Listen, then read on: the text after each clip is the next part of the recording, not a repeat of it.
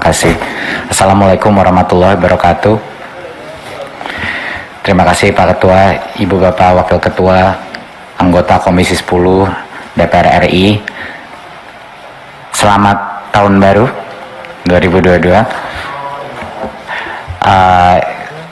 Walaupun kita masih banyak tantangan ke depan, tapi saya optimis tahun ini transformasi pendidikan kita akan semakin positif. Untuk topik pertama, ini akan detailnya dibahas oleh mengenai guru honorer dan seleksi P3K akan dibahas oleh Dirjen GTK Mas Iwan. Tetapi sebelum itu mungkin saya memulai sedikit sebagai intronya. Saya rasa masyarakat juga harus mengetahui bahwa kita punya undang-undang ASN yang mengunci dua hal dalam rekrutmen P3K ini. Yang pertama, undang-undang ASN itu mengunci bahwa baik dari pihak swasta maupun negeri harus diberikan kesempatan untuk masuk dalam seleksi guru. Jadi itu hal yang dikunci oleh undang-undang. Dan yang kedua adalah pegawai ASN harus bekerja di dalam organisasi pemerintahan. Jadi ini dua hal yang memang dikunci oleh undang-undang ASN. Tetapi saya mengerti bahwa ada dua isu besar. Satu isu yang terbesar adalah beberapa guru yang tentunya yang lolos passing grade tapi tidak ada formasi.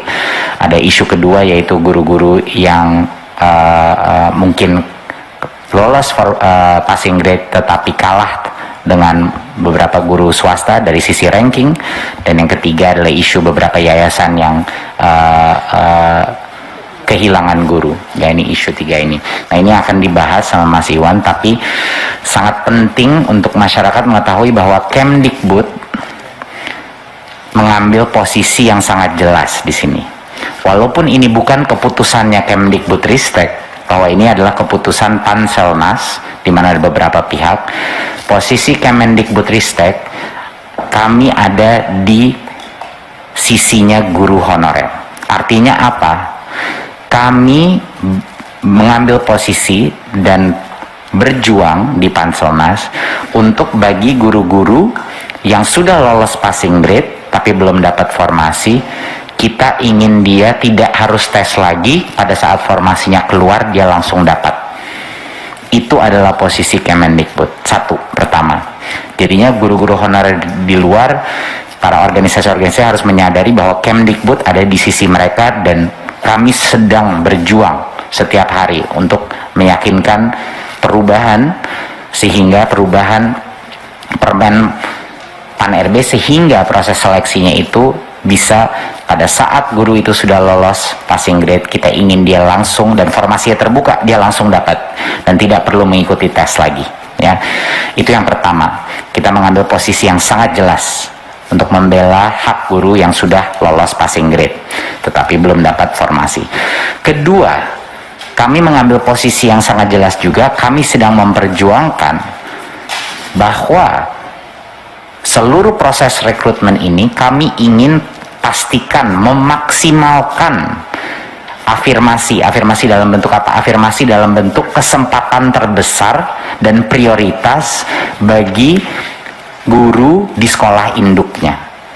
Itu adalah perjuangan kedua kita untuk memastikan dan memaksimalkan bahwa kita memberikan kesempatan terbesar dahulu bagi guru-guru honorer di sekolah-sekolah negeri di sekolah induknya dia, sehingga dia bisa mendapatkan kesempatan terbesar.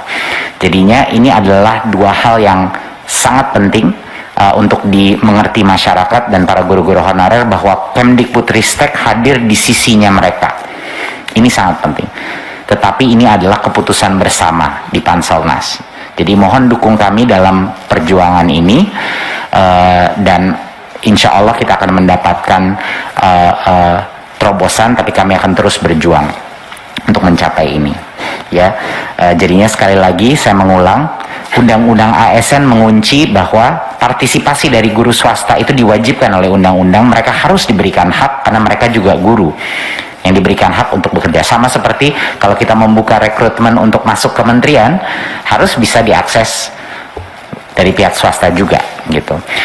Itu adalah undang-undang ASN. Dan yang kedua yang dikunci adalah ASN harus bekerja di dalam organisasi pemerintahan, tidak bisa bekerja dalam organisasi swasta. Itu dua hal yang dikunci.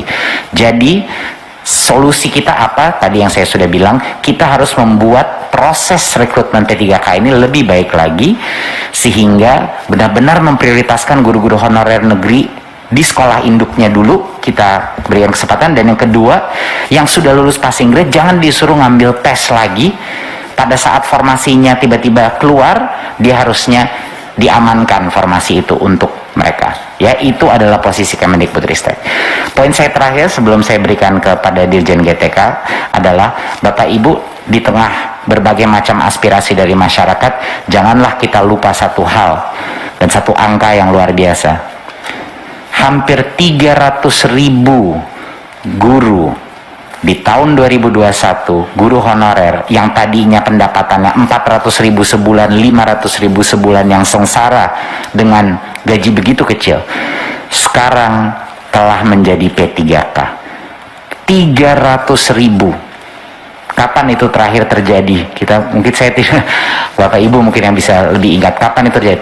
300.000 guru sekarang kesejahteraannya terjamin, yang tadinya tidak. Jadi itu menurut saya suatu hal yang patut juga dirayakan, walaupun proses seleksi ini masih tidak sempurna, dan kita terus akan perjuangkan hak-hak guru induk, guru honorer, tetapi angka 300.000 ini tidak kecil, dan ini akan merubah kehidupan dan kesejahteraan mereka selama-lamanya. Jadi ini merupakan hal yang mungkin patut diingat juga. Dengan demikian dari saya, mungkin bisa saya berikan ke Mas Iwan. Silakan Mas Iwan. Terima kasih Mas Menteri. Assalamualaikum warahmatullahi wabarakatuh.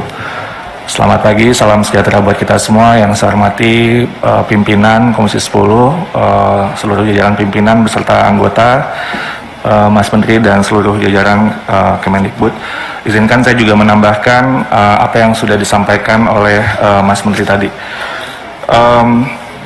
Ini hanya untuk menambahkan saja, karena sebenarnya prinsip-prinsip yang tadi sudah Mas Menteri sampaikan adalah poin-poin yang utama untuk melengkapi bahwa pertama, sejak kita memulai untuk memikirkan bagaimana ada sebuah terobosan untuk menyelesaikan isu guru honorer, Mas Menteri itu sebenarnya sudah mengambil posisi dari awal sangat jelas bagaimana guru-guru kita tidak boleh ada guru yang dibayar dengan tidak layak. Jadi ini sebuah hal yang dari hari pertama Mas Menteri sudah sampaikan kepada seluruh tim, dan kita memikirkan berbagai macam cara untuk melakukan itu. Hal yang tercepat yang bisa kita lakukan di awal, mungkin Bapak Ibu masih ingat, adalah ketika kebijakan Merdeka Belajar ketiga, BOS itu yang tadinya dipagu 15% untuk pembayaran guru honorer bisa menjadi 50%. Dan kemudian kita terus, BOS sekarang bisa